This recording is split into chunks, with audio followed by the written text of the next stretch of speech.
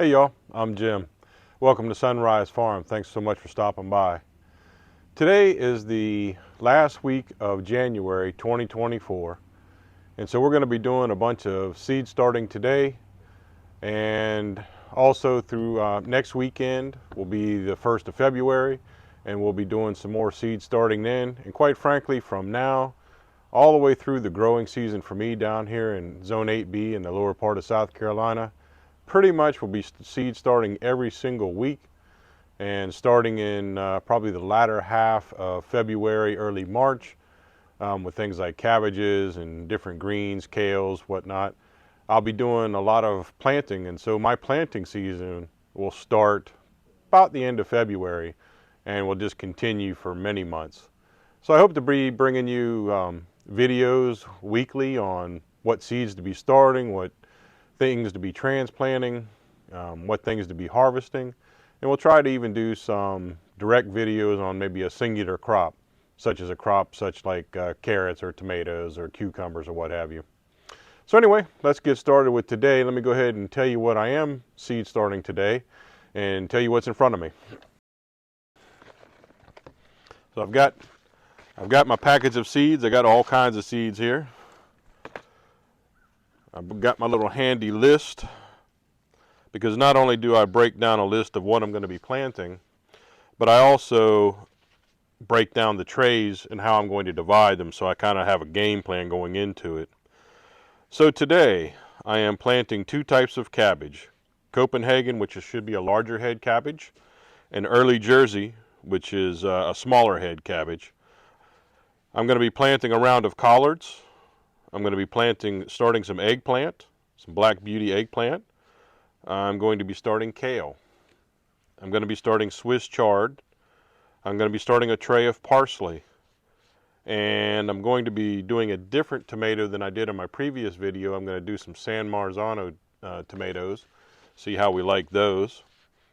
And I'm going to end up planting some more bell peppers and jalapenos. So far on my bell peppers, I haven't had the greatest of germinations, so I want to make sure I have enough, but also enough to potentially sell some seedling plants in my market. So anyway, let's get started by going over what I got here. So what you see here, these are 3 128 trays, the wind strip trays from Neversink Tools, that we're still trialing, and I will give a definitive type of comparison between this, my 162 PropTech trays, and I think I'll even include soil blocking, because I've done a fair bit of soil blocking as well. Just kind of give you an array of that, so look for that in a future video. But I have 3 of my 128 trays, and I have 3 of these 162 cell trays from PropTech that I got from hosstools.com. And if you calculate all these up, that's 870 cells. So if you count throwing in some doubles here and there, we're seeding at least 900 plants today. And so we'll see how far we get here. I've got over here on this side of me, I've got my bucket full of seed starting mix. Frankly, it's probably not enough to fill all these trays, but I'll get that prepped out and cut into the video for you. But yeah, so let's get started. This happens to be my outdoor seating table where I start these kind of projects, where I'm seeding most of the time. And also it happens to be when it gets a little warmer, where I'll lay out all my plants for hardening off, and or when I'm selling some through my market. In fact, I've got to build me another one of these tables, if not a couple more.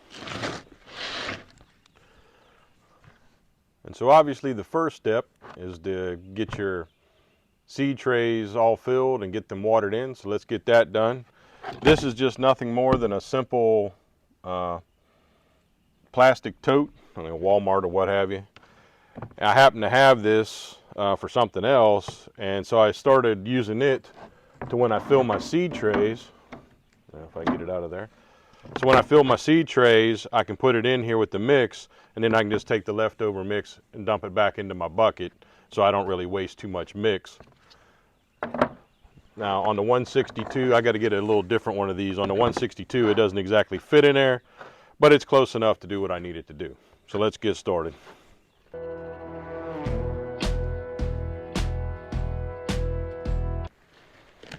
As I'm going through this seed starting mix, it's been sitting up a little while, so it got a little bit clumpy, but not too bad. But as I'm going through it, I'm just breaking it up with my hands. It's real easy.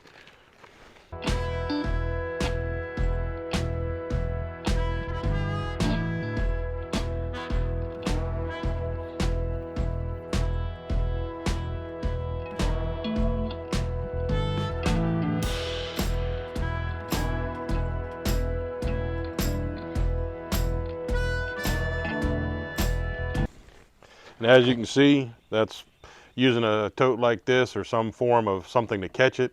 It could even be as simple as a cardboard box, whatever it is, that just way you don't waste nothing. Put that right back in there so I can keep going.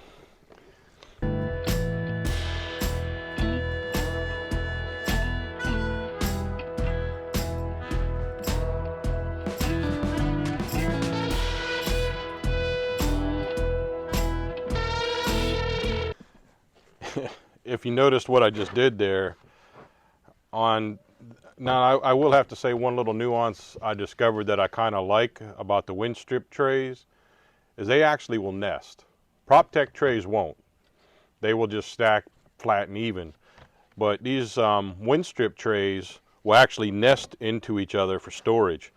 But because they nest into each other, and you can see those holes in the bottom, but you have to get filled to make these things hold the seed starting mix, I tend to just do it this way because some of the dirt that goes through, I'm actually filling the other trays a little bit at the time. So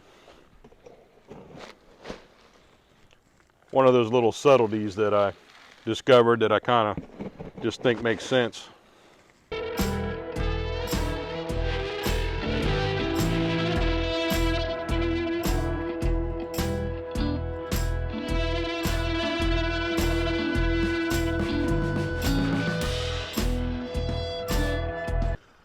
Well, I guess I did have enough seed starting mix for these 6 trays. On these wind strip trays, I find that I have a little struggle getting them to actually fill in compact enough to secure that bottom hole and not have a bunch fall through it. So I didn't really have this problem when I started using the PropTech trays, but with the wind strip trays, I've just learned to kind of tamp down on it. And so in this little plastic tote with the plywood underneath just for a hard surface, and I just do that, and then you can kind of see it settles in some, so you have to probably add a smidge to it. I don't know if that's something I'm doing, if it's got something to do with my seed mix, or if that's just the way it is because of its design, because I've showed you before, those holes are pretty big in the bottom of these wind strip trays. It may be hard to see, but also where the holes go all the way through, where the wind strips actually are between the cells, the dirt stays kind of compacted. So tamping it like that also helps get that dirt out of the places it doesn't need to be anyway.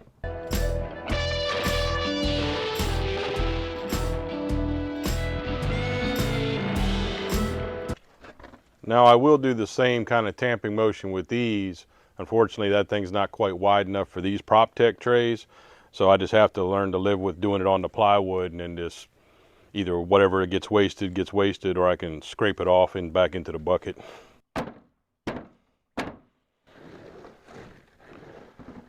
Now, I don't know if you can tell on this one versus those others. There was very little, when I did that, very little settling, and it's almost always around the edges. But very little settling whatsoever. In fact, if I move it, you can see that there wasn't much even come through there. So these 162 PropTech trays, their holes a fair bit smaller, about the size of a, maybe not quite as big as a Sharpie on the bottom, but they seem to compact the dirt sufficiently enough, because like I said before in one of my videos, you don't want to sit here and do that with it and really compact it hard with your thumb. You want to leave it kind of loose because the water is going to do its own compaction when it swells the peat moss. But for some reason, those PropTech trays are a little harder to get to hold. Now, once the seedlings start to grow and the roots start to expand, it ties up the dirt and makes it into a nice ball, root ball. It's fine. So it's just kind of a little nuance.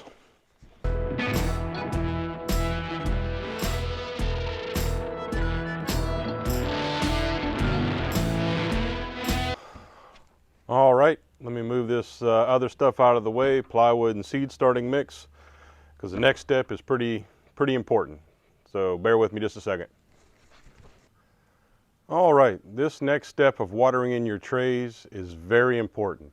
And I don't want you skipping a crucial step to getting good seed germination and getting good plant growth.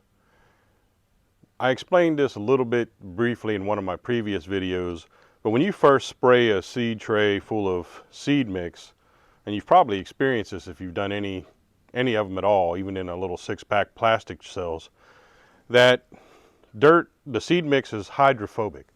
What that really means is it looks like it's repelling water and the water is just standing on it. This happens until it seeps through and starts integrating with the peat moss and wicks its way down through the perlite. And it takes 15-20 minutes, maybe twice, to maybe, like watering it once, waiting 15-20 minutes, watering it again, waiting another 15-20 minutes, and maybe even watering it a third time to make sure that your seed mix is thoroughly, all that peat moss is already swollen and compacted itself. That's why another reason why you don't really want to push it in there with your thumbs or your hands. But also in order for that seed, when it germinates, to have a good path down through the moist dirt. In other words, to get that whole mass of seed starting mix wet so that it stays moist. So this step is very important. And that hydrophobic stage of the water, it will dissipate, meaning after you do this process, and then from, after your seeds start sprouting and you start watering them, it won't do that as much. But this step is important and I don't want it to be overlooked for y'all.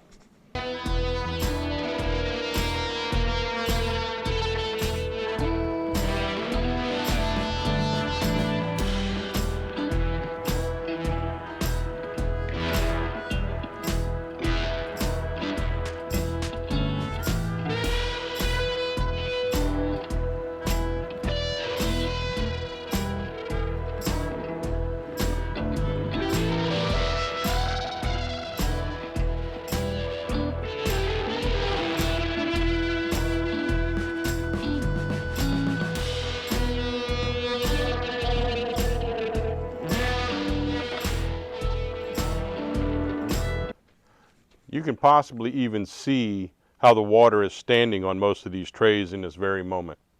That's that hydrophobic stage. So it's not that if I was to poke down through one of these cells, that water has basically gone nowhere yet. That's why it takes a few minutes and maybe 2 to 3 attempts to get your seed starting mix thoroughly moist enough to be sufficient for planting your seeds. Sometimes when you do this too, be it air pockets, be it compaction, be it the bottom of these cell trays that are open, sometimes you'll get some real significant sinkage. If that occurs in a few cells or a handful of cells or whatever it does, feel free to add more mix if you want to, and then just repeat a little bit for that process of watering. But definitely don't skip this stage. In fact, it might be hard to see in the shot, but in these 5 or 6 cells here, that shrinkage did occur. It's settled in there. Not settled in there enough that I'm going to care about it right this second, but if I wanted to, I could just add more seed mix and keep going. Anyway, I'll be back with you in about 15-20 minutes and we'll hit it again. All right, it's been about 15 minutes. Looks like the water is subsided into the seed starting mix, so let's give it another round of rinse down. And as far as my hose, I'm just using the shower setting. You don't want to really fire water at it in a full type of sense or a jet stream. You'll just either kind of groove the dirt out, or you'll shoot off the perlite because the perlite's real light. So I'm just using a spray head in shower mode.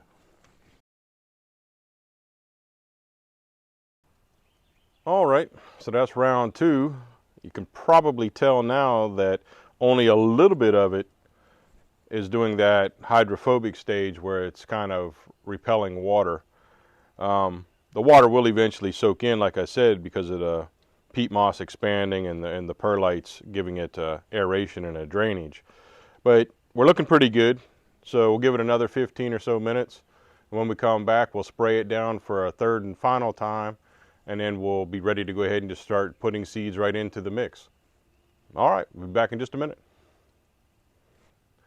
Round 2 is completed, and we are ready for round 3 and seed planting. So it looks real good so far. No water is standing, which means everything is soaking in real good. So we're going to give it a final douse, and then we're going to set ourselves up for planting the seeds. And I'll bring you in a little closer as I do that, so we can get a little close-up view of putting the seeds into trays and what goes into that. All right, let's get to it. If you're kind of new to gardening, or even if you're a seasoned veteran, I think it's safe to say that we get a little impatient in the garden sometimes. We want things to grow faster, to germinate faster. We want some of the work to go quicker and smoother. But being 30 plus years in the construction world, all I can say is you can't rush perfection. Now, if there is such a thing as perfection, right? But I would just encourage you again to take your time with the seed starting mix. Make sure that you got the trays filled the way you want them, and then make sure that you water them in very well, taking, in this case, it took me about, 30-ish minutes, 40-ish minutes. And I don't sit here and stand here and stare at it. I walk off and do other things, obviously. But I just want to iterate how important it is not necessarily to skip steps in order to help you grow better. So anyway, let me go ahead and put my hose up. We won't need it anymore because now this stuff is wet enough just to get the seeds in there. And then let me set up to put the seeds in and bring you a little closer. All right, first up on the list is Copenhagen Cabbage. Now, I'm gonna use a different technique to plant this time. I have this little seeder, very cheap. You can buy them on Amazon. I think 2 for like $5 or something like that there. And it's an okay device. I showed you last time in one of our seeding videos about how we can use tweezers. These cabbage seeds are so small. They're pretty much like all the brassicas. They're just little small round seeds. And it's very easy to have them roll around on you and not really act right. All right, so if you happen to use one of these, in fact, I don't know if you can even see it, but there are 6 numbers on this little tool. 0, 1, 2, 3, 4, 5. That goes to the little gap that is where the seeds can come through. 0 works great if you're doing something like a lettuce with a flat little seed. Typically 1 works for any type of brassica seeds. Oop, already losing one. So anyway, I'm not going to worry if 2 or 3 get into each cell. It's not worth the time and effort to try to only plant 1 or try to qualify making 2. So if 2 or 3 get in there, or even more, I'm not going to worry about it. I'd rather plant these as relatively as quick as possible and thin them out later.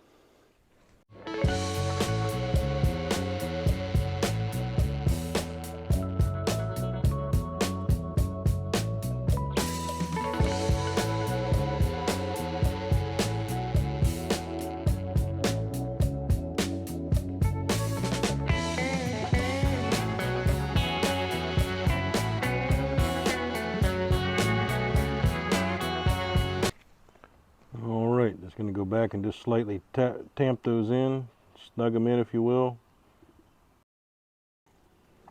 By the way, even though I showed this in my previous seed starting video, this is nothing more than a Sharpie.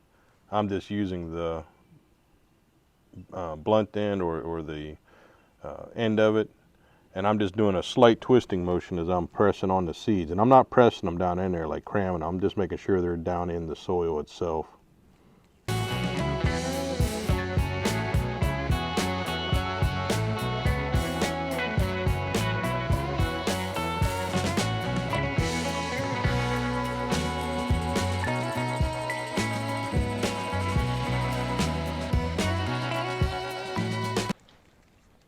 All right, that is a 162 cell tray full of cabbage.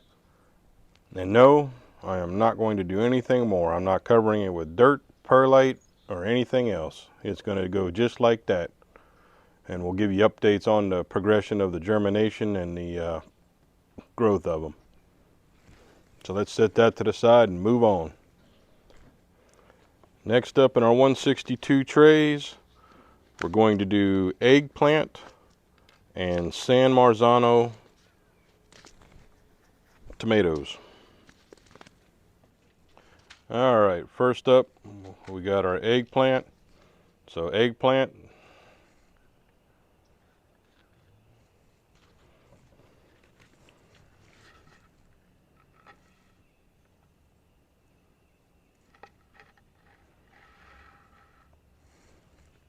And that board, as I've discussed in a previous video, is just for me to half my 162 tray, which is obviously 81 cells, and then to just keep me from getting eggplant over here into where the San Marzano tomatoes will be.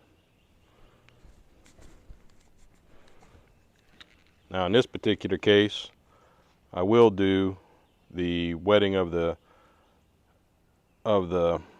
tweezers I have. I just wet the side, and you can pick up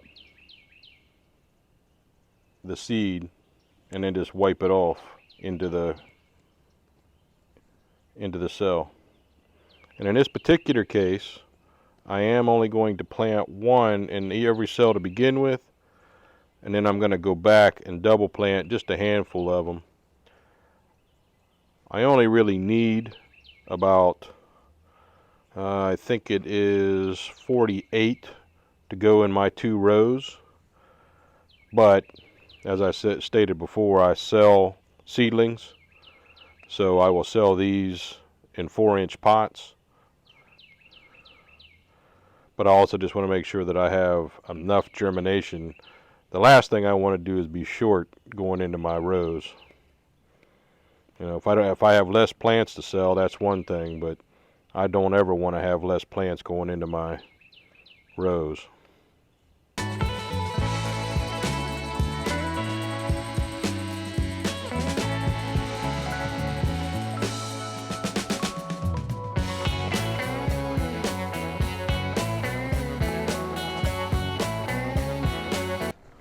Same thing, just going to secure them in a little bit.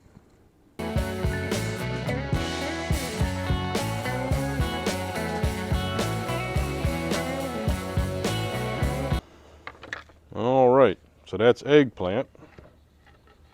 Now let's move on to the San Marzano tomatoes.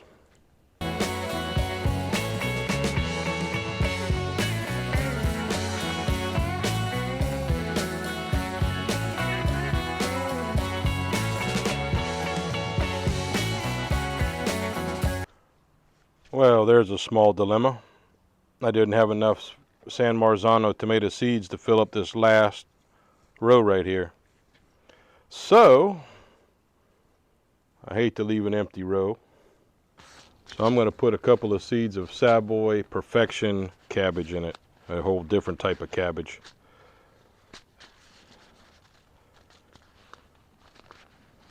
The main reason I'm doing something like cabbage is I don't want to get the plants confused at all. I'm not going to worry about like planting a different style tomato or pepper in there that'll have a same growing style habit.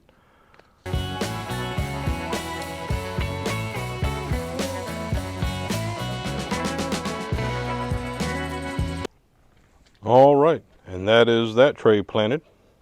Just keep going. So on this 128 tray, next up, we're going to do half a tray of collards, half a tray of kale.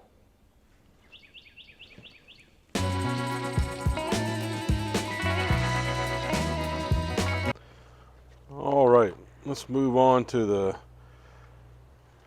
early Jersey Wakefield cabbage, the smaller headed cabbage, and Swiss chard. Now there's another technique. You know, most of the time I lay the seeds on top and then push them in.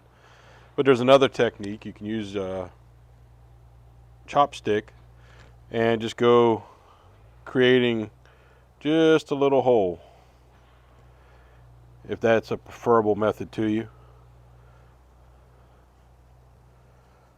And then you can try to, whatever seed you're planting, in this case I just told you, but you can try to get the seed right in that little hole, and that kind of like creating a divot or a dimple. Now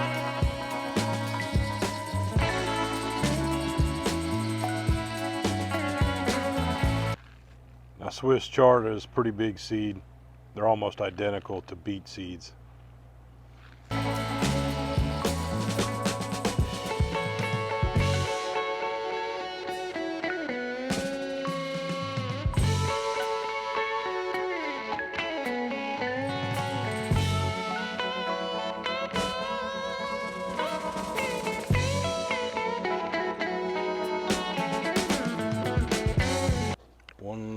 One more tray down. We made it to the end. Well, that took a minute. Phew-wee. I'm sweating. Down here in the south, we have some crazy weather, and today it's a high of 78 degrees. So it was a beautiful day, even though it was highly overcast. It's been raining for the last day and a half. Got more rain coming tonight and tomorrow. However, I wanted to get these seeds started so I can put them inside and get some heat to them here in a minute. And just to recap, we planted 2 more kinds of peppers. We planted some cabbage, a whole tray of cabbage. We planted another kind of cabbage and Swiss chard. We planted parsley. We planted kale and collards and Marzano tomatoes and eggplant. See, I done planted so much stuff today, I forgot what I planted. So, I hope some of this has helped you out. I'd like to know what you are planting where you live. Are you seed starting yet? Getting ready to? Got your seeds in order? Got them all lined up for the full growing season? You need to have at least most of them lined up for the next couple of months. Sometimes some of the seed companies are a little slower than you'd like them to be, or maybe you run into some other obstacle. So try to have most of your seeds at least 2 months in advance, if you can. I know it's not always possible. Economy's tough, and physical conditions sometimes are a barrier too. Anyway, yeah, so if you found this video interesting, please like our video, subscribe to it, hit the bell notification so you get notified anytime that there's a new video coming out. I got several more coming up because it's rapidly approaching full tilt growing season, and got a lot of work to do, not just planting or starting seeds, but when they become ready, planting them in the garden. I've got a lot of garden prep work to do. I'm doing those massive raised bed projects, which will be some videos coming up shortly on that, but that's going to be a series of videos over several months. But at any rate, yeah, I appreciate any time you give me and any time you spend on the channel. I am just blown away with humility on how much that it blesses me. So I want to thank you from the bottom of my heart. You have blessed me by watching this video. Take care and God bless you. Have an amazing day in the Lord. We'll see you next time.